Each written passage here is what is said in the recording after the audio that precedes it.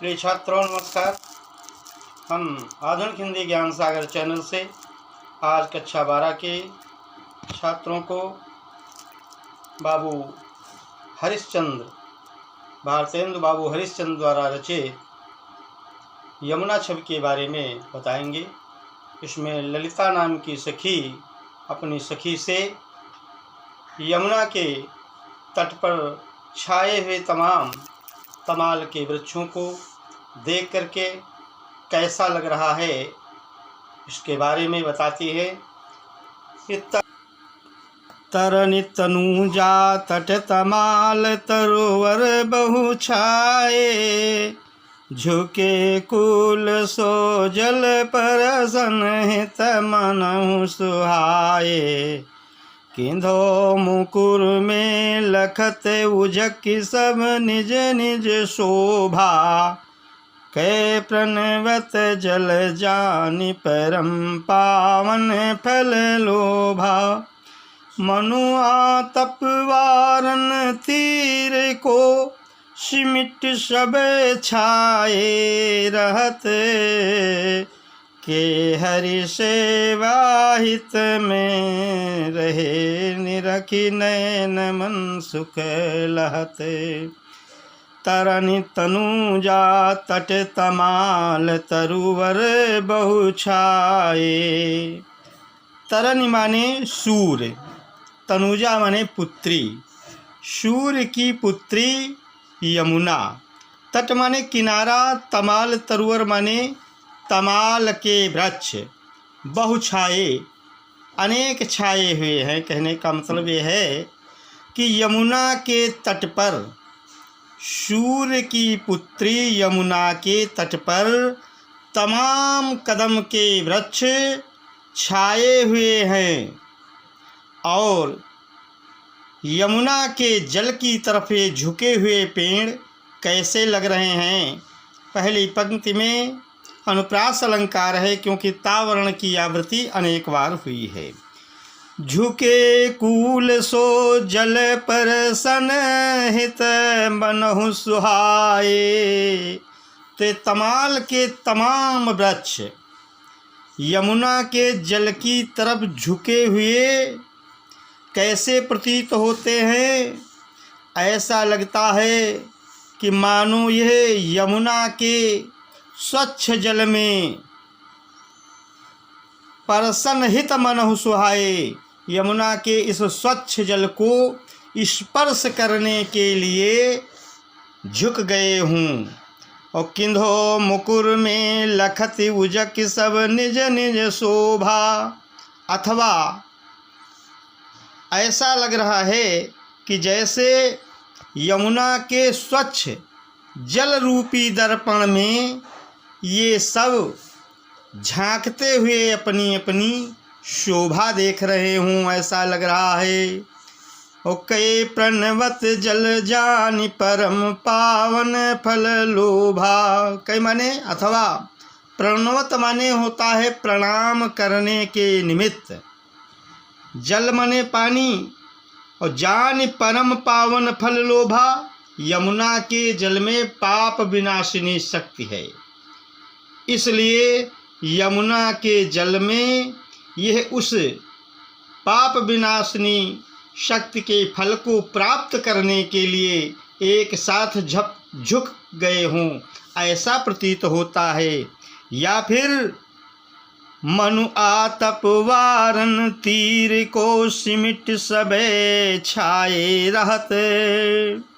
मनु आतप वारन तीर को, आतप माने धूप गर्मी, वारन माने दूर करना, तीर माने किनारे की, सिमिट सबे छाए रहत का मतलब होता है कि एक साथ सब मिलकर छाया बनाए हुए हैं। इसलिए कहा गया कि मनुआ तप वारन तीर को, सिमिट सबे छाए रहत।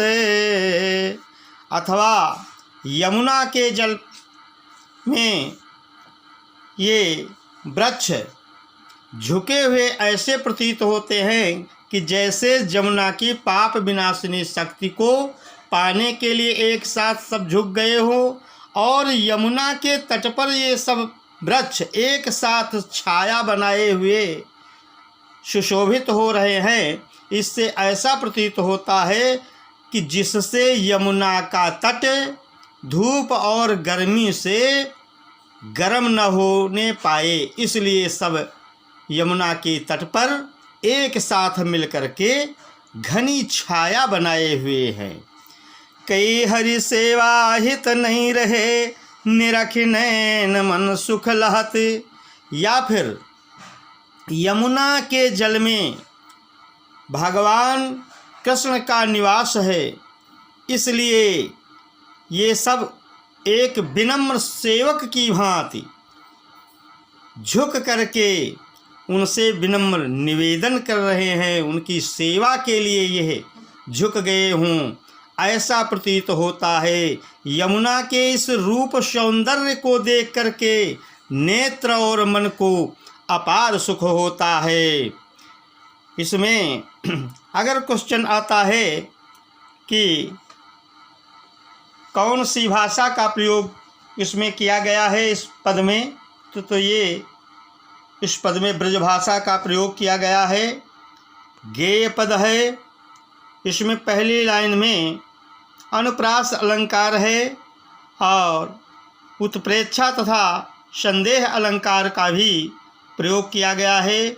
इसमें माधुर्य भाव प्रदर्शित किया गया है।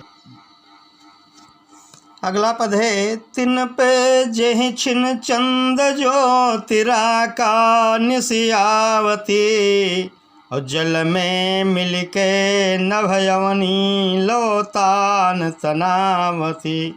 होत मुकुरु में शबे तबे उज्ज्वल कौभा, और तन मन नैन जुड़ात देख सुंदर सुशोभा। सो को कवि जो छवि कही सके, ताक्षण यमुना नीर की। मिले अवन और अंबर रहते, छवि एक सी नभ तीर की। तिन पे जेहि छिन, जेहि छिन का मतलब जिस क्षण या जिस समय। ज्योति राकानिश आवत, राकानिश का मतलब होता है पूर्णमासी की रात। ज्योति माने चांदनी, चंद्र माने चंद्रमा की। जब पूर्णमासी की रात होती है तब चंद्रमा की चांदनी जल में मिलके नभयवनी लोतान तनावत।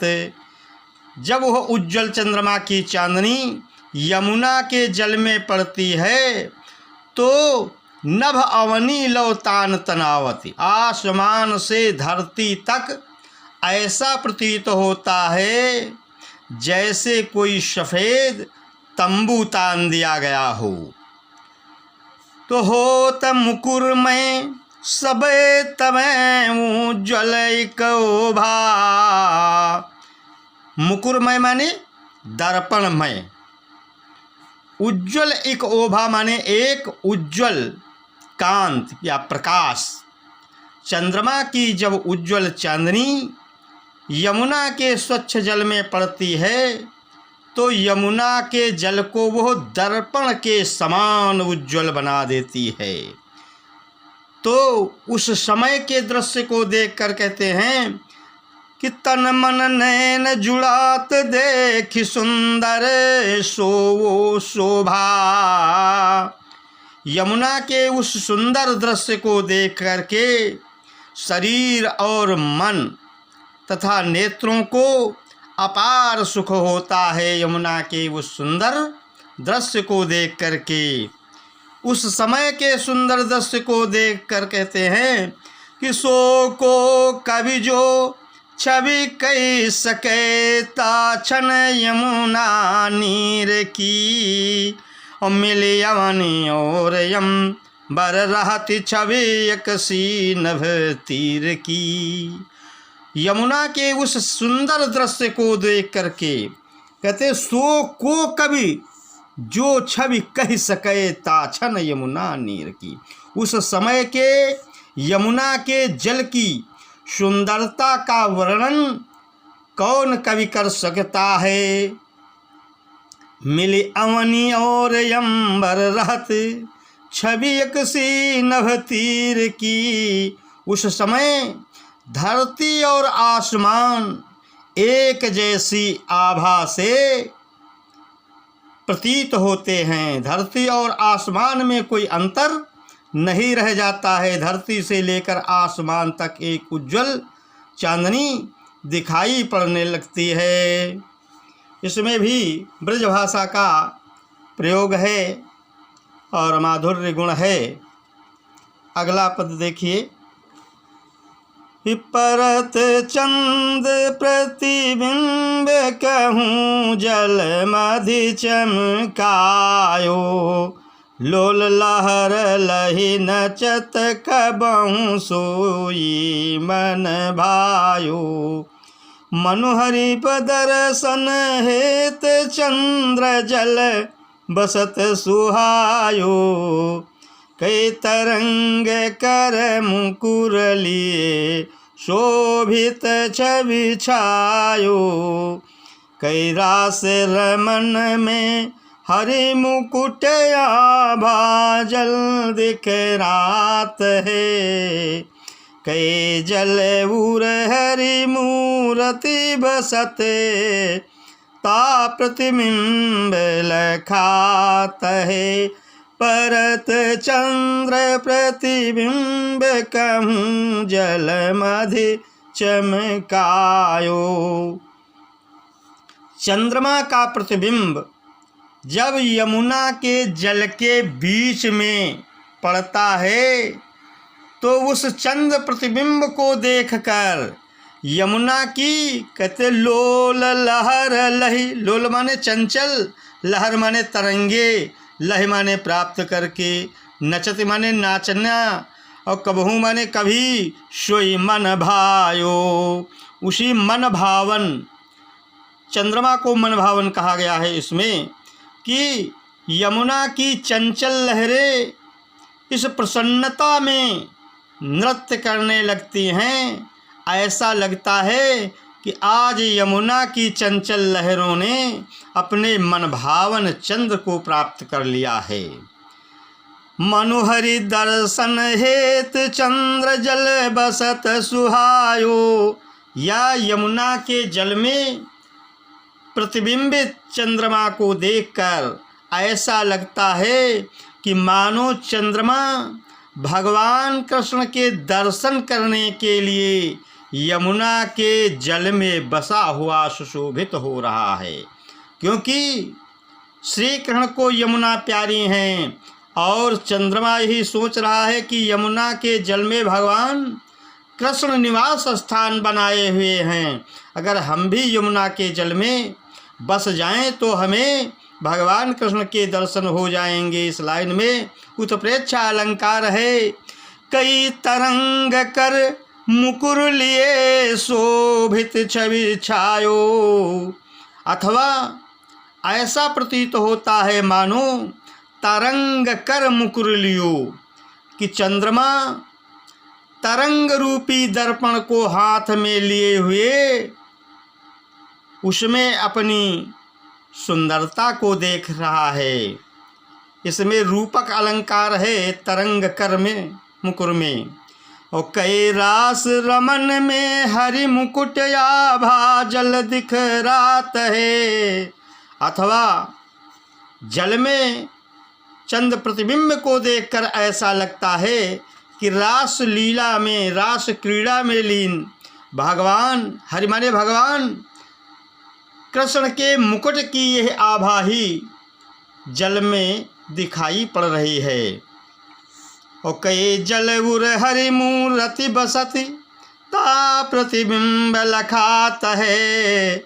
या फिर ऐसा प्रतीत होता है कि यमुना के जल के हृदय में भगवान कृष्ण की मूर्ति बसी हुई है। उसी का यह प्रतिबिंब हमें चंद्रमा के रूप में दिखाई पड़ रहा है। यह संपूर्ण पद गेय पद है और इसमें ब्रजभाषा का प्रयोग किया गया है। आगे देखिए, जब वायु हवा चलती है तो यमुना का जल हिलता है। तो कबहु होत सत चंद कबहु प्रगटत दुरिभाजत,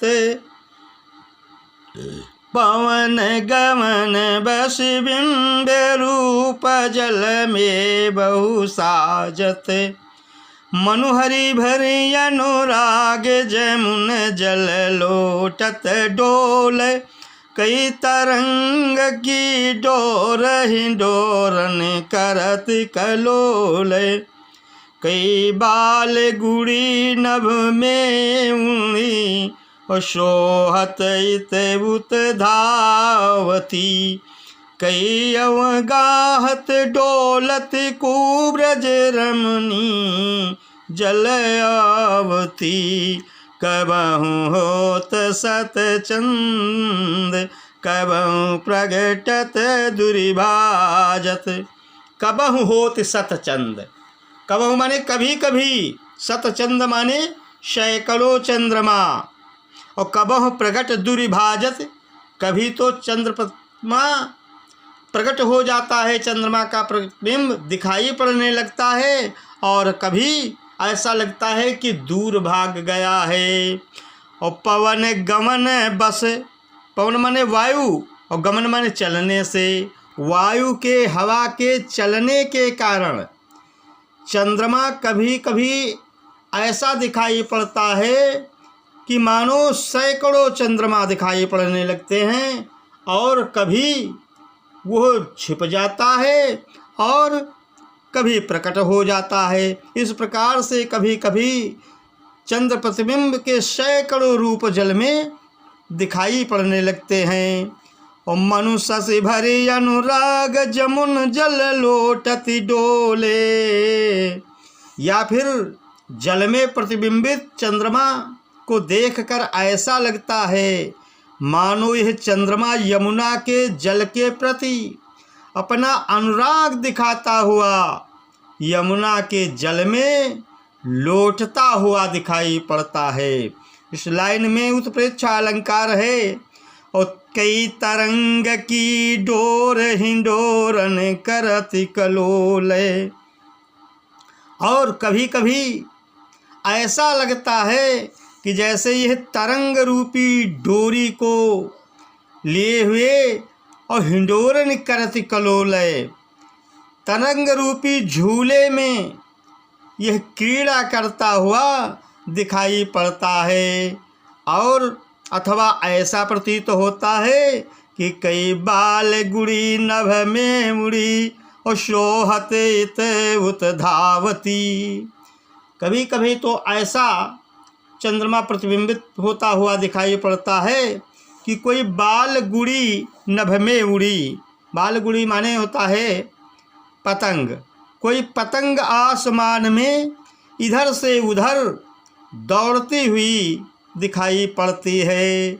और कई अवगाहत डोलत को ब्रज रमणी जल आवती, अथवा ऐसा प्रतीत होता है कि कोई ब्रजबाला यमुना के जल में कभी डूबती है तो कभी तैरती हुई दिखाई पड़ती है। ऐसा यमुना के जल में प्रतिबिंबित होने वाला चंद्रमा दिखाई पड़ रहा है। इसमें भी ब्रजभाषा का प्रयोग किया गया है और छप्पे छंद है। अगला देखिए कि मनुजुग पाछ प्रत्यक्ष होत मिट जात जमुन जल, कई तारागण ठगन लुकत प्रगटत शशि अविकल, कई कालिंदी नीर तरंग जितो उपजावत, अतितनो ही है धरे रूप मिलन हितता शोधावत, कई बहुत रजत चकई चलत, कई फुहार जल उछरत, कई निष्पत मल्ल अनेक विधि उठी बैठत कसरत करत, मनु जुग पक्ष प्रत्यक्ष होत, मिट जात जमुन जल। और कई तारागण ठगन लुकत, प्रगटत सस अविकल। मनु जुग पक्ष प्रत्यक्ष होत। आज ललिता नाम की सखी कहती है अपनी सखी से, आज तो ऐसा लग रहा है कि जैसे यमुना के जल में हमें दोनों पक्ष प्रत्यक्ष दिखाई पड़ रहे हैं, क्योंकि यमुना का जल काला है और यमुना के आधे जल में शुभ्र आभा वाले चंद्रमा की उज्जवल चांदनी पड़ रही है। इसलिए आधा जल यमुना का श्वेत है, सफ़ेद है। इसलिए ललिता नाम की सखी कहती है कि आज तो हमें यमुना के जल में दोनों पक्ष प्रत्यक्ष दिखाई पड़ रहे हैं, कृष्ण पक्ष और शुक्ल पक्ष। तो कई तारागण ठगन लुकत, प्रगटत शशि अविकल।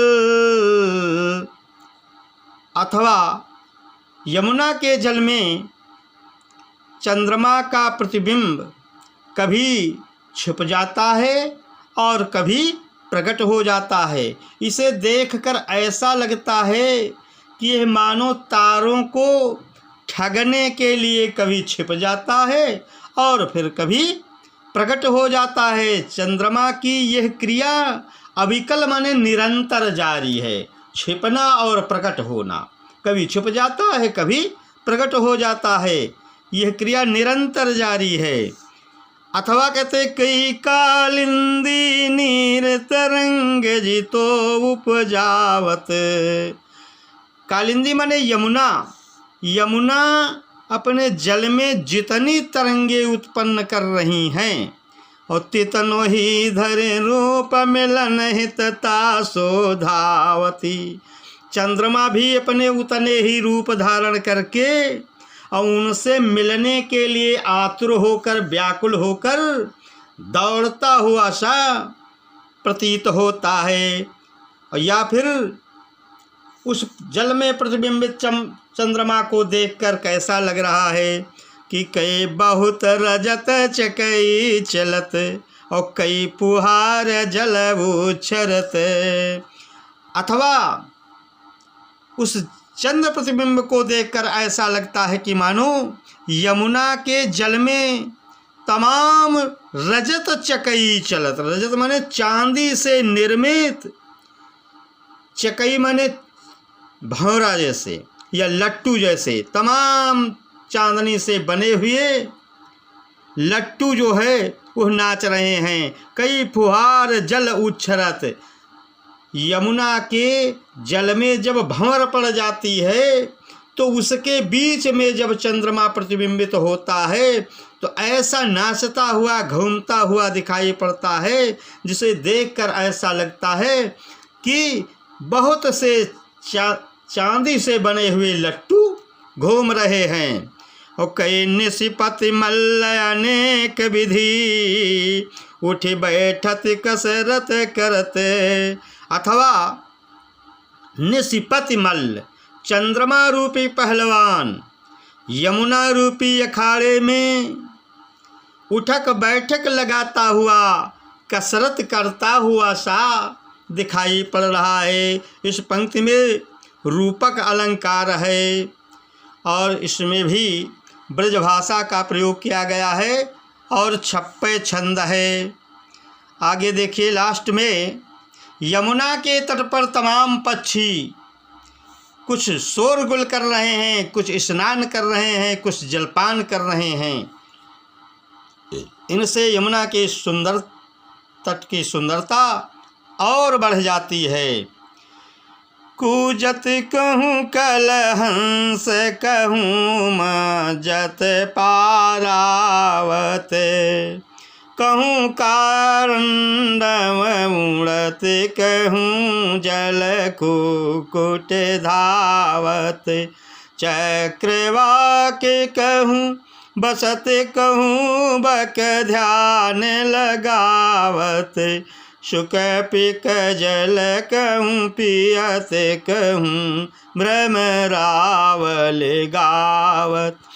कहूँ तट पर नाचत मोर बहु रोर विविधि पक्षी करत जन पान नान करि सुख भरे तट शोभा सब जिय धरते कूजत कहूँ कलहंस कहूँ मज्जत पारावत यमुना के तट पर कहूँ माने कहीं कलहंस माने सुंदर राजहंस कूजत माने बोल रहे हैं यमुना के तट पर कहीं सुंदर राजहंस बोल रहे हैं तो कहूँ मज्जत पारावत तो कहीं पारावत माने कबूतर मज्जत माने स्नान कर रहे हैं तो कहीं यमुना के जल में कबूतर स्नान कर रहे हैं और कहूँ कारंड उड़त